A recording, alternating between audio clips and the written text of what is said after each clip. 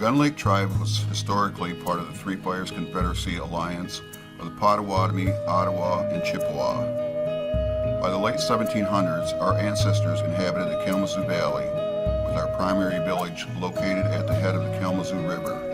In 1795, Chief Match-E-Be-Nash-She-Wish and war chiefs of the Confederacy signed the Treaty of Greenville, a treaty establishing a boundary between Native American territory and lands open to the white settlers. In 1821, Match-E-Be-Nash-She-Wish signed the Treaty of Chicago, which ceded approximately 4 million acres, including the cities of Grand Rapids, Kalamazoo, Jackson, Albion, Battle Creek, Niles, Three Rivers, Hillsdale, Coldwater, Adrian, Allegan, St. Joseph, Benton Harbor, Elkhart, and South Bend, Indiana, to the United States. The Treaty of Chicago was the first treaty that made a land secession to the United States that directly affected our ancestors, and under the treaty, the tribe retained a 3-mile square reservation located in what is now downtown Kalamazoo. The tribe is part of the Greater Pottawatomi family of nations that prior to the federal legislation named the Indian Removal Act of 1830 lived in what is now Michigan, Ontario, Northern Ohio, Indiana, Illinois, and Wisconsin. There are 10 Pottawatomi nations: the Match-E-Be-Nash-She-Wish Band in Bradley, Michigan, Pokagon Band in Dowagiac, Michigan, Pottawatomi Band in Athens, Michigan, Hannibal Indian Community in Wilson, Michigan, Forest County Band in Crandon, Wisconsin, Prairie Band in Mayetta, Kansas, Citizen Band in Shawnee, Oklahoma, Pequejuanong First Nation on Wapo Island, Ontario, Kettle and Stony Point First Nation in Forest, Ontario, and Wissahickon First Nation in Parry Sound, Ontario.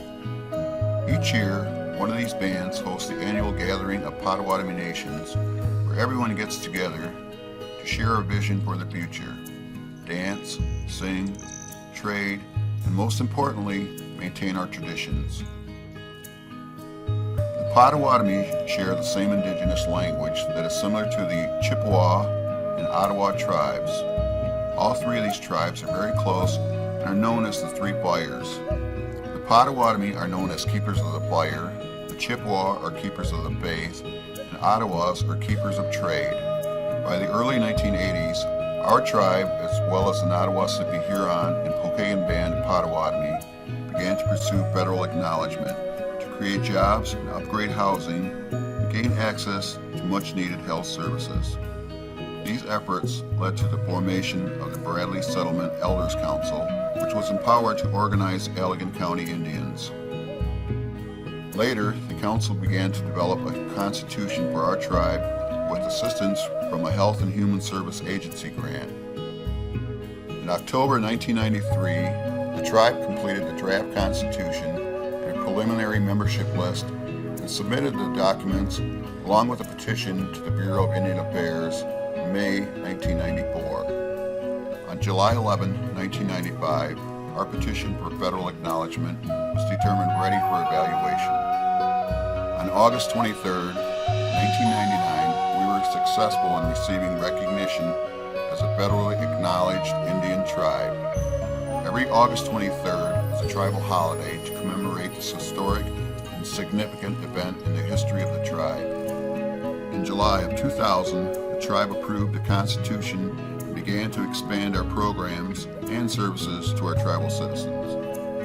We negotiated a service agreement area with the Bureau of Indian Affairs and Indian Health Services for the counties of Allegan, Ottawa, Kent, Barrie, and Kalamazoo.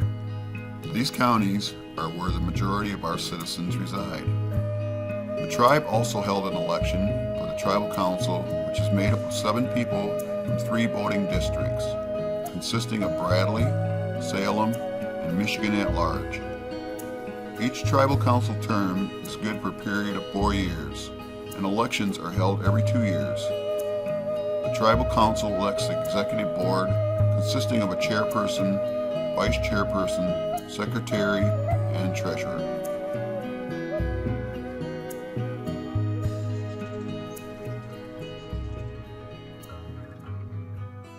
Tribal sovereignty is the rights and powers that are retained by tribes.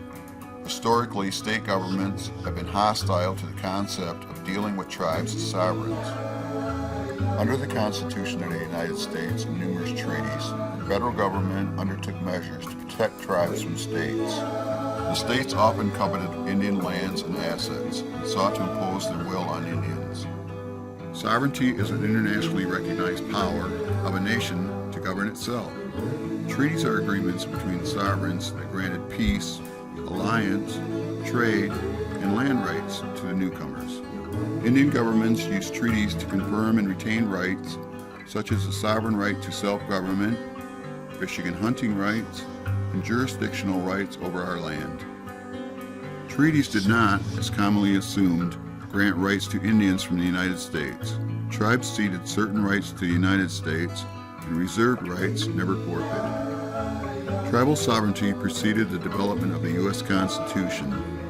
In Article 1, Section 8, Clause 3 of the Constitution, Congress is identified as the branch authorized to regulate commerce with, quote, foreign nations, among the several states, and with Indian tribes, end quote. The Supreme Court reaffirmed this legal and political standing in a set of 3 19th century court decisions known as the Marshall Trilogy. These cases serve as cornerstones to understanding Indian sovereignty and law. The best way to understand what the tribe is all about is to understand how we operate on a daily basis. The tribe has grown from a few employees to a current staff of 35 that work in our offices located in Dorn, Michigan. Our Tribal Health and Human Services Department meets the needs of our memberships with specially designed programs. The Contract Health Services Program assists members to help pay for their medical bills and co-pays. The department's community health nurse and representatives also assist members with home health visits, transportation, support groups, and diabetes education. Our Member Services Department is instrumental in providing members with assistance in the areas of education, elders programs, employment, and enrollment. The Housing Department helps with the living needs of the memberships with home improvement programs, college housing, down payment, and rental assistance. The Culture and Language Department is charged with preserving our traditions by offering Pottawatomi language classes and offering different cultural teachings. The Environmental Department works to ensure we are taking care of Mother Earth. They work with other governmental units with issues such as air and water quality, land use, solid waste, invasive species, recycling, and renewable energies. All of these important government functions take resources and proceeds from the Gun Lake Casino, and it will help grow these programs for all of our future generations.